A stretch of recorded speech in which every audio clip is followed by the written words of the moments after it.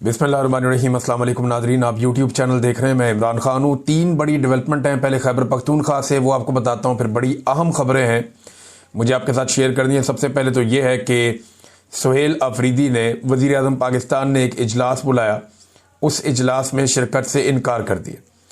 ये इजलास खैबर पख्तूनख्वा के हवाले से भी है, दहशतगर्दी के हवाले से और दीगर चीज़ों पर बात होनी थी। और इसमें जो सुहेल अफरीदी का मौक़िफ़ है, पहले वो देख लेते हैं। उन्होंने कहा क्या? वो कहते जी, मैंने आज वफाकी हुकूमत की ज़राअत और अफ़गान महाजरीन, क्योंकि अफ़गान महाजरीन का मामला खैबर पख्तूनख्वा में ही है, ज़राअत और अफ़गान महाजरीन के हवाले से मीटिंग में ज़ाती तौर पे शिरकत से इसलिए मादरत की है क्योंकि खैबर पख्तूनख्वा की अवाम ने इमरान खान को वोट और मैंडेट दिया, और जब तक मैं इमरान खान साहब से मिलकर पॉलिसी गाइडलाइन नहीं ले लेता तो किसी ऐसी मीटिंग में शिरकत सूबे की अवाम के मैंडेट की तौहीन होगी। मैं उम्मीद करता हूँ कि वफाकी हुकूमत जल्द अज जल्द इस मसले को हल करेगी और मुतल्लिका अथॉरिटीज़ को डायरेक्शन जारी करेगी ताकि मेरी अपने लीडर और पख्तूनख्वा की अवाम के मैंडेट के अमीन और नुमाइंदा इमरान खान से रेगुलर मुलाकात का इंतज़ाम किया जाए। इस हवाले से हमारी कानूनी टीम इस्लामाबाद हाई कोर्ट समेत तमाम कानूनी फोरम्स पर भी जा रही है। अब बहुत सारे लोग जो हैं वो इसके ऊपर तनकीद करेंगे, उछलेंगे, कूदेंगे, तो मैं उन्हें याद दिला दूं कि जब PMLN इक़्तिदार में थी तो वो छोटी छोटी बातों पे मियां नवाज शरीफ साहब से मिलने बरतानिया चले जाते थे। टेलीफोन पे हदायत नहीं लेते थे, बल्कि यहाँ से पूरी पूरी काबीना बरतानिया जाती थी। वहाँ लंदन में बैठ के मियां नवाज शरीफ साहब से मशवरा लेती थी और वापस आकर हुकूमत चलाती थी।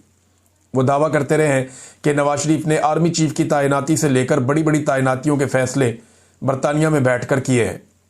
उसके अलावा जब नवाज शरीफ साहब जेल में थे तो पार्टी के 30-30, 40-40 लोग और बाद औक़ात 100 के करीब लोग मियां नवाज शरीफ साहब को रोज़ाना मिलने के लिए जाते थे। सुबह से लेकर शाम तक मुलाकातों का तांता बंदा रहता था और मियां साहब अपनी पूरी पार्टी और निज़ाम जेल के अंदर से बैठकर चला रहे थे। तो जब मियां नवाज शरीफ जो कि एक सज़ा याफ्ता मुजरिम थे, उनसे ये लिए जा सकते हैं मशवरे, तो इमरान खान जिन्हें पाकिस्तान की अवाम ने मैंडेट दिया है 2/3 अक्सरियत से ज़्यादा, उनसे मशवरा क्यों नहीं किया जा सकता? क्योंकि मैंडेट तो इमरान खान का फैसला उसने करना है कि अफगान पॉलिसी क्या होनी चाहिए। उसने फैसला करना है कि दहशतगर्दी के खिलाफ लड़ाई में क्या होना चाहिए, तो मैंडेट उसका है ना। तो सुहेल अफरीदी ने कहा जी इमरान खान से मिलवाएं, वहां से मैं रहनुमाई लूंगा और फिर मैं आकर आपके सामने बैठूंगा। एक तो उन्होंने इनकार कर दिया। दूसरा, शहबाज शरीफ ने अभी तक जवाब ही नहीं दिया। उन्होंने कहा मैं पूछ के बताता हूं इमरान खान साहब से मुलाकात के बारे में, तो अभी तक शहबाज शरीफ साहब पूछ के वापस बता ही नहीं सके। एक और मुलाकात के लिए भी कोशिश की सुहेल अफरीदी ने कि चीफ जस्टिस से मुलाकात हो जाए, याया अफरीदी से। अब ये एक कबीले के लोग हैं, सुहेल अफरीदी और याया अफरीदी। तो सुहेल अफरीदी ने कहा कि याया अफरीदी से मिलकर कोशिश करते हैं, रब्ता किया। इन्होंने एडवोकेट जनरल खैबर पख्तूनख्वा का चीफ जस्टिस याया खान से रब्ता, इमरान खान से वजीर आला खैबर पख्तूनख्वा सुहेल अफरीदी की मुलाकात के लिए चीफ जस्टिस ऑफिस को खत लिखा गया है, जिसके बाद आज मुलाकात के लिए रब्ता किया गया। चीफ जस्टिस के स्टाफ ने बताया कि चीफ जस्टिस मसरूफ हैं, पूछ कर बताते हैं। ये आप पूछ कर बताए हुए दोहराने वगैरह करते रहते हैं वो, लेकिन पूछ कर बताते हैं। एडवोकेट जनरल खैबर पख्तूनख्वा पूछ कर बताने के मुंतज़िर हैं। ये सारे पूछ के बता रहे हैं। जहाँ से ये पूछते हैं वो सारे ही जानते हैं कि कहाँ से बेचारे ये पूछ के आते हैं। इन्हें इजाज़त मिलती है, कभी नहीं मिलती। तो ये पूरा मुल्क ही ऐसे चल रहा है कि जनाब उनसे पूछते हैं और फिर बताते हैं कि मुल्क कैसे चलाना है। हर बंदा उन्हीं की तरफ देख रहा है, एस्टेब्लिशमेंट की जानिब, कि वो क्या इशारा करते हैं या क्या बात बताते हैं। बहरहाल याया अफरीदी साहब से भी अब वो मिलना चाहते हैं। हाई कोर्ट के अंदर उन्होंने एक रिट भी दायर कर दी है इस्लामाबाद हाई कोर्ट में कि मेरी मुलाकात का बंदोबस्त किया जाए और तवातर के साथ मुलाकात करवाई जाए। जबकि जो नई काबीना की तश्कील है उसको रोक दिया गया है कि तब तक नई काबीना तश्कील नहीं दी जाएगी जब तक कि इमरान खान साहब की सुहेल अफरीदी से मुलाकात नहीं करवा दी जाती। इमरान खान साहब बताएंगे ना किसको लेना किसको नहीं लेना, और सुहेल अफरीदी साहब वो तमाम हकायक इमरान खान साहब के सामने रखेंगे जो गुज़िश्ता 2 साल से पाकिस्तान तहरीक-ए-इंसाफ में होता चला आ रहा है। यानी फरवरी 2024 में तहरीक-ए-इंसाफ जीती थी, गंडापुर वज़ीर आला बन गया, तब से लेकर अब तक डेलिबरेटली सुहेल अफरीदी की, मीना खान अफरीदी की या शाहिद खटक साहब की, इनकी मुलाकातें नहीं करवाई गई इमरान खान साहब से, क्योंकि ये लोग इमरान खान साहब को जाकर कुछ हकायक बताना चाहते थे और इन्हें रोका गया। और अब इनमें से एक वज़ीर आला बन गया, तो अब ये चाहते हैं कि जाकर इनकी मुलाकात हो और ये हकायक इमरान खान साहब के सामने रखें ताकि उनकी रोशनी में इमरान खान साहब फैसला करें। तो नई काबीना की तश्कील भी रोक दी गई है। इससे पहले खबर चलवाएगी कोई एडवाइजरी कमेटी बनाई जाएगी जो निगरानी करेगी वजीर आला की, तो वो खबर तो जनाब हो गई कैंसिल। और जिन्होंने खबर दी उन्होंने ही वापस ले ली कि जनाब ऐसी कोई बात नहीं है। और इस पर रद्द-ए-अमल भी दिया था सुहेल अफरीदी ने, कहा मैं वजीर आला हूं तो मैं बताऊंगा क्या करना है।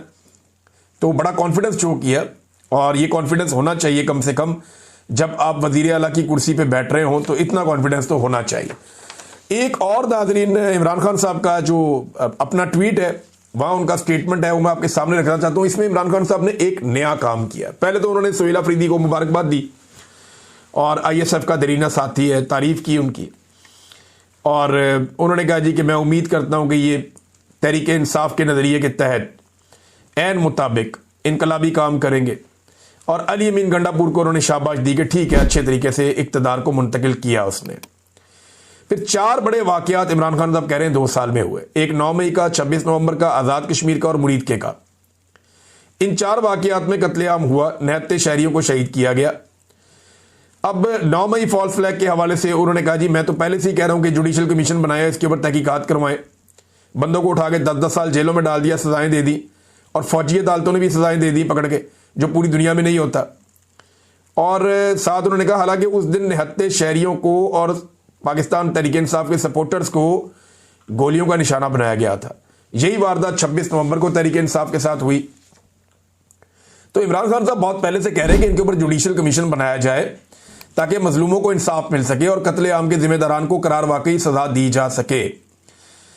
अब वो ये कहते हैं कि उसके बाद जनाब फिर ये कत्लेआम का सिलसिला शुरू हो गया, यानी अब जो आज़ाद कश्मीर में किया गया और फिर उसके बाद अब तहरीक लब्बैक के साथ हुआ। नमाज जुमा के बाद खैबर पख्तूनख्वा में हमारे तमाम कारकुनान और अवाम मुरीद के कत्लेआम के खिलाफ निकले। तो मैं आपको बताता हूं कि खैबर पख्तूनख्वा में बड़ा तगड़ा एहतजाज हुआ, बहुत बड़े पैमाने पर एहतजाज हुआ।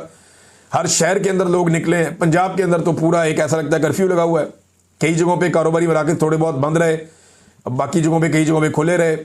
एक मिक्स किस्म का रद्द-ए-अमल था, लेकिन जुम्मे वाले दिन जो पूरा का पूरा निज़ाम था उसको तैयार किया गया था। पुलिस वगैरह को सबको तैयार रखा गया था, सिक्योरिटी फोर्सेस को, कि जनाब कोई भी हंगामी सूरत हाल पैदा हो सकती है जुम्मे वाले दिन। तो जुम्मे के दिन से डरे हुए हैं। तो जुम्मा तो अगला भी आएगा, उससे अगला भी आएगा, तो किसी भी दिन लावा फट सकता है। तो अब जो हरकतें ये हुकूमत कर रही है, जो फसल बो रही है, वही इसको काटनी पड़ेगी।